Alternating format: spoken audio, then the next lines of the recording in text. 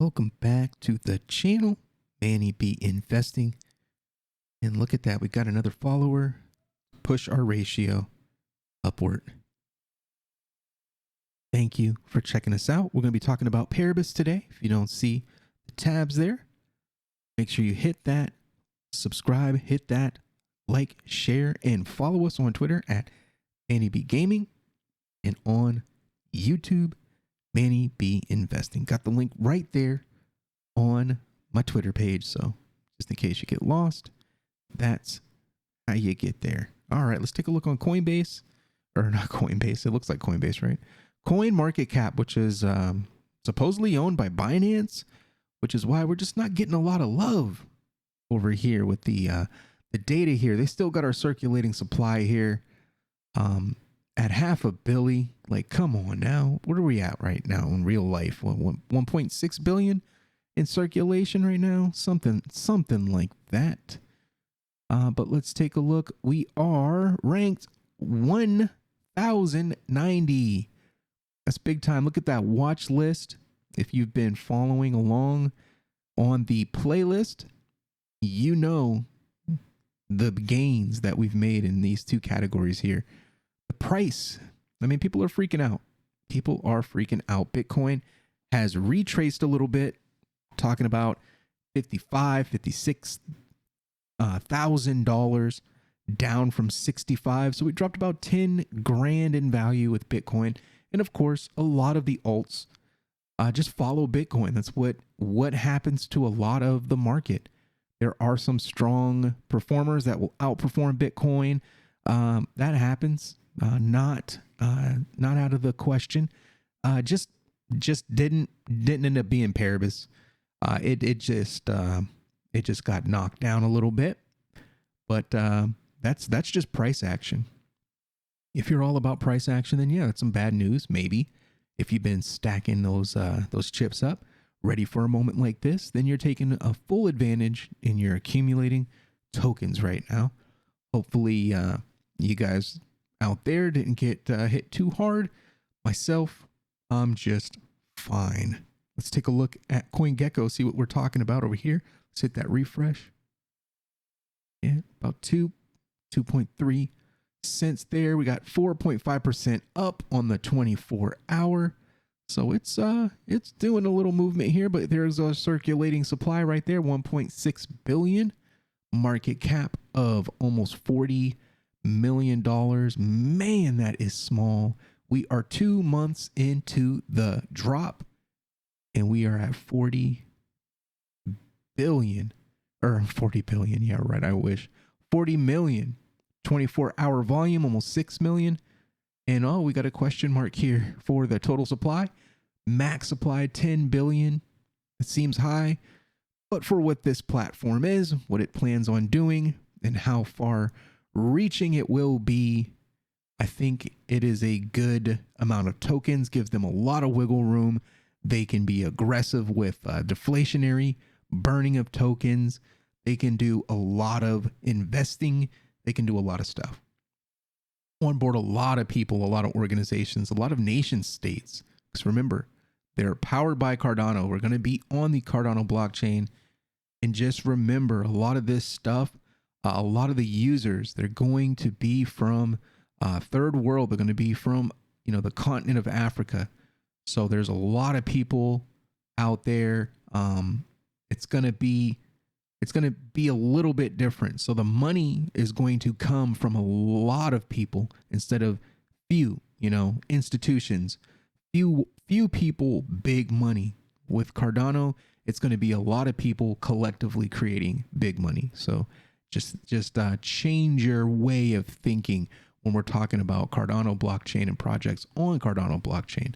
Granted, some of these projects that are going to be on Cardano will not be all about the mission of providing finance to the unbanked. A lot of these projects are just looking for a good deal. They have a D app. They don't want to spend $2 million in Ethereum gas testing it and building it. Cardano is going to be that value for them, so they're going to be building on Cardano, but they might not necessarily see the same vision that the rest of us do, and they may just offer an application to enterprise users on Cardano, and I'm okay with that. So there's going to be a good mix. The Cardano blockchain is really good, and I'm really bullish on it for those reasons. Let's take a look at the Etherscan here, and let's take a look at that max supply, the 9.9 billion. So you see that there was that burn. We're getting close to the end of the month here. The last working day should be this week, right? I think it is. Monday, the 29th, I think. The 29th, or if it's they're going by holiday, I don't know. I don't know if they're going by European standards, if they're going by American standards. It's coming up. The burn is coming. Let's just let's put it there. But I think that's going to be a good question for us to ask when we get an opportunity to ask more questions. What is the actual calendar schedule? I know it's the last working day of the month, but for whom? For Europe? For America? For who? I know we have different holidays and things. So getting some clarity around that should be my next goal. But look at those holders. This is a good stat to take a look at. I wish there was more detail on that. I wish there was a way for us to wait, actually maybe there is. Maybe I do keep count of that. Maybe I throw it in an Excel and I get some stats around it. That'd be pretty cool. Or 24-hour change, or 7-day change, 30-day change, all that good stuff. And we'll see what we can do with that. If anybody has an app or a website that does that kind of tracking already, so that we're not reinventing the wheel over here, go ahead and drop it in the comment section. But if not, I think that'd be a good idea to track that if that hasn't been done before. I'm sure with all these projects, somebody's been tracking holders. Has to be. Yeah, either way, just let us know. But let's take a look at TradingView. I don't want to embarrass myself too bad because I don't know what I'm doing, but I do have this, 60% off. Man, that'd be dope. Somebody donated and I can grab that. But when in doubt, zoom out. This is our humble beginnings back here in late September of this year, 2021. And we made a lot of movements. We did a lot of dancing. We did some consolidation, and then we drove. Man, could you imagine? We drove. We did this again. We went from, if we go from like that and 8/10 of a penny up to 4. Jeez Louise, that's some big time movement right there. That is massive. Hundreds of percent, man. Hundreds. But I've been plotting, man. I've been playing around. I've been learning the techniques a little bit. I'm getting started. I plotted that a long time ago. I think I took a screenshot. I'm probably gonna make a post about that on Twitter. Maybe a video, but this is what I got, man. I plotted that before it happened. I plotted it here at when this move happened. I think we were here, and I was like, oh man, I think it's gonna fall. I think that pressure is just gonna drop. So I did my thing, and I got my buy box right here, and it started doing its thing.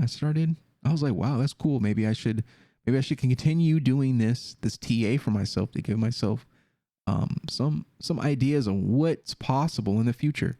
And right now, this is what we're looking at with that Bitcoin just dropping about 10 grand for us. This is what we're faced with. Possible coffin entry right here. No, I'm not gonna say. Just when in doubt, zoom out, my friend. Come on. We were down here. We were below this, and we were comfortable. We were comfortable. You remember that? I was buying. I bought here. So I think I bought like right here. 1.8. I bought at 1.8 and sold it up here. I sold it like right here. And then it came back down. I started buying and it pumped and I almost sold. I didn't. And then I started buying. And then I think I started buying again up around here. Started buying into this valley here. And then it shot up real quick on me.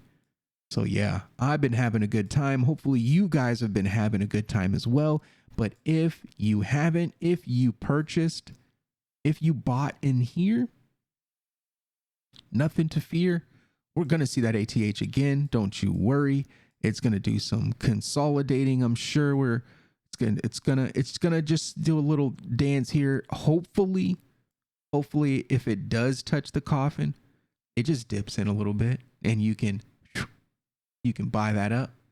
Honestly, anything under 22, in my opinion, is a good buy. So you got a lot of opportunity. You had all of this here.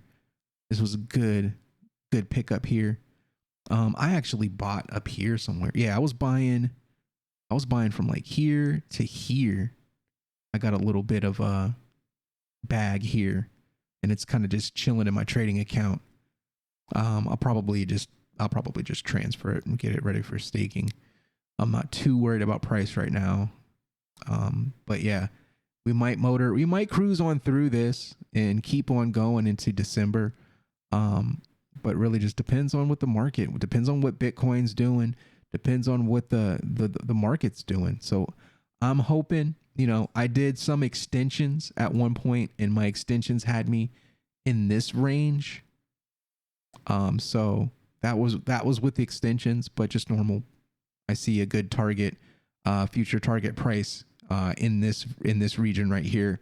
You might want to think about taking profits if you are trading that way. If you're just a hodler and you're just copping and stocking, then just ignore this. Just focus on this. You want to get it as low as you can. And when it takes off, even if you're a hodler, I'm really a big fan of moon bags. Just really, just try to do your best to just limit risk whenever you can by taking those profits. Because I've done it both ways. I've not taken profits and I've taken profits. And honestly, it really is a mental game, because in both instances, I was sad. So when you don't do it, when you do things like a retailer that I was in the beginning, and you have this hot commodity and it takes off, and you're amazed by the performance of it and how much percent gain you've got, and you're just like, yeah, this is cool. You're like showing your family and your friends or whatever. If you're doing that, some people don't. Some people like privacy. That's cool, and I dig that. I recommend it actually. But you're happy. You're in this euphoric like state. You're like, oh, my gains. This is so fun. This is so cool. And you don't take profits because you don't want that number to go down. But you just aren't thinking that number is going to go up, and that number is going to go down, and it's going to go up, and it's going to go down. That's just the game. And I've also felt it on the other side, where I did everything I was supposed to do. I DCA'd, I accumulated on the low markets. I sold some to take profits, and I did that. And I was like, man, right now I'm in that state. It's like, man, I'm kind of sad that I sold some of my tokens, man. It's like, at the time, I'm like, man, maybe I'm never going to get back to that amount because I sold so much and it's been performing like crazy. And what do you know? The market changes.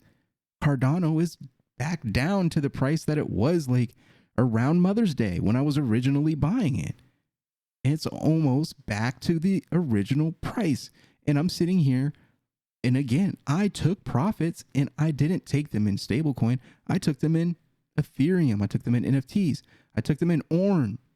And I've got all of that still. And ORN up?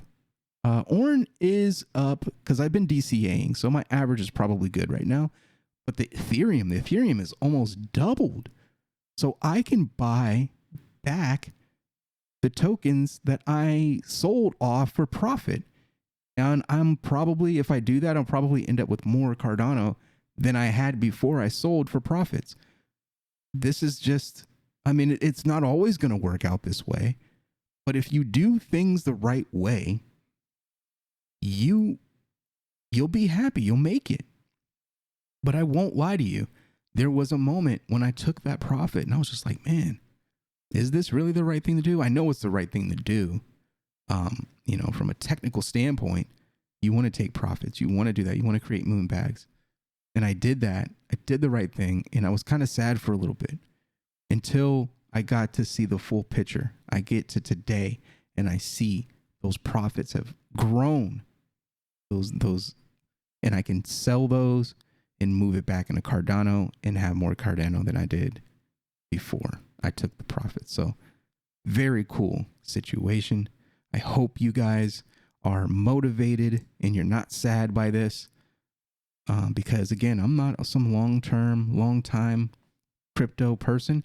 I've been around for about a year, and it's all about being early.